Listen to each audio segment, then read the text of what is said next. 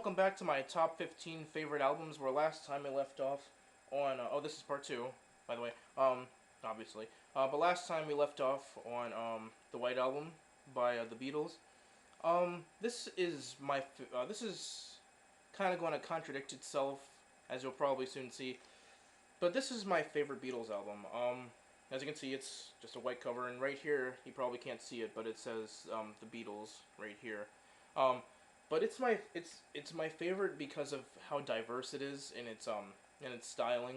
Um, Unlike a lot of the previous Beatles albums that came before 1968, which is when this album was released, um, they all worked very well together. But in this album, after they came back from their trip to India, um, there was a lot of difficulty and struggling to make this album. They didn't get along very well at that period in time, and they were on the brink of breakup. So a lot of the stuff on this album is them doing their own thing, like songs such as like Julia, um, let's see, like Happiness is a Warm Gun. That's all John. Stuff like Mother Nature's Son, Blackbird, etc. That's all Paul. Um, While my guitar gently weeps and such, that's George, and like Good Night, and like let's see, Don't Pass Me By, which is actually Ringo's first song that he wrote. That's all Ringo. So a lot of the stuff on this album is them kind of doing their own thing. It's kind of like a solo album for each of them, but smashed into one Beatles album. There are some good songs where they do work together, such as like Revolution 1. And there are some songs that are kind of bleh, like Revolution 9, Wild Honey Pie, and such, that I think are kind of wastes of songs on this album. But all in all, it's a great album. It's a double album. It has like, I think like 30 songs, something like that. Um, but it's definitely my favorite Beatles album. But later on, I'm sorry if I'm kind of foreshadowing here, but later on, um, you'll see that I might be contradicting myself a bit about that. But anyways, we move on to number three, which is Brian Wilson Presents Smile, or the original Beatles Smile album. This album, you probably won't see this if you listen to it the first time through, but this album is basically a trip, a journey from the East Coast all the way to the West Coast and to Hawaii. Um, like you start, let's say in Virginia, then you move to the Midwest, then you're at California, and then you go on to Hawaii. Um, and that's what I like about this album. It's like a journey. It takes you on a trip all across the country. It's very psychedelic. It's typical like Beach Boys fare in the 1960s, like after you know certain albums that we'll get to soon. Um, but um, in its original form in 1967, had this album been released, it probably would have changed the entire music industry, much like this next album will that you'll see. And as we come to number two, we have Sgt. Pepper's Lonely Hearts Club Band by the Beatles. I said that I would contradict myself a bit about like White Album and it being my favorite album.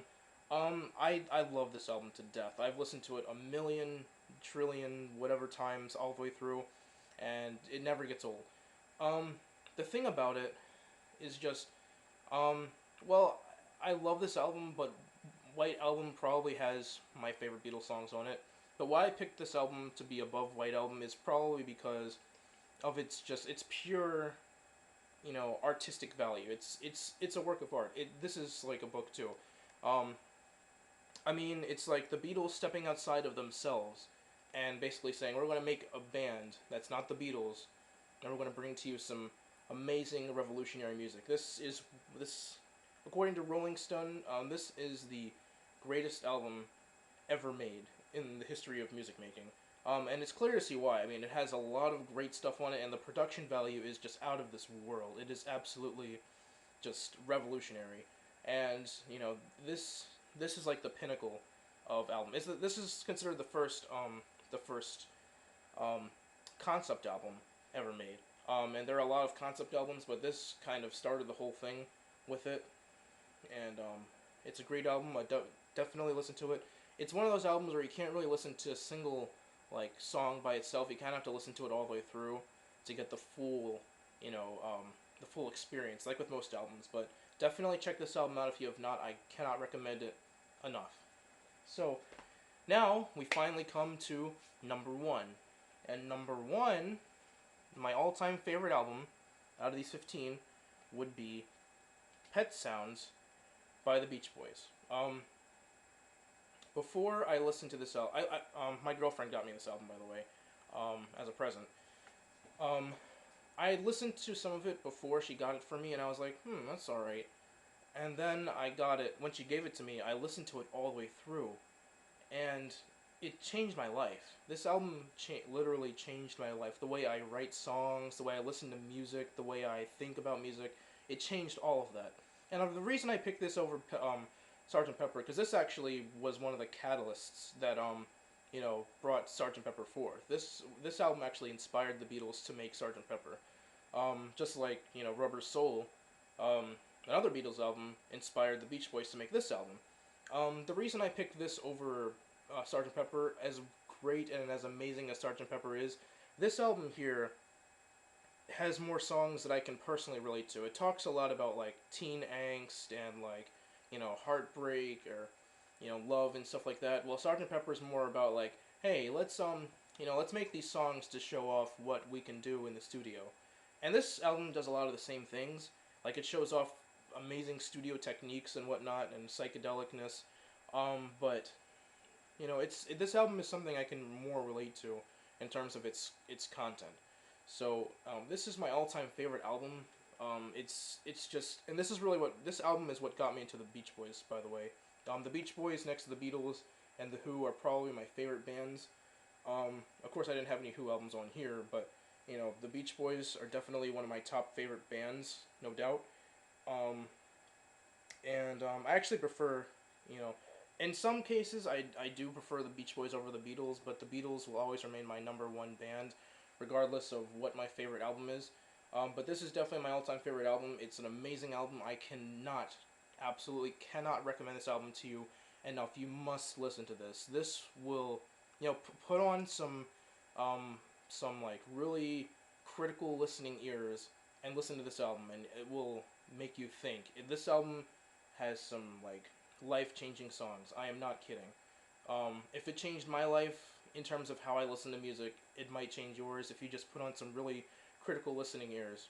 And I hope if you ever listen to it, if you've listened to it before, you'll probably know what I'm talking about. But if you haven't listened to it, then definitely listen to it. And I hope you'll understand what I'm talking about with that, because this is an absolutely gorgeous, gorgeous album. The harmonies, the production, the instrumentation, everything, and the way it flows, it's amazing. So anyways, thank you for joining me on this top 15 of my favorite albums. And look forward to some more reviews and maybe more top 15s, top 10s, top 20s, whatever lists. And definitely look forward to some more episodes of things like In My Opinion, which will be coming soon. But anyways, thank you, and so long.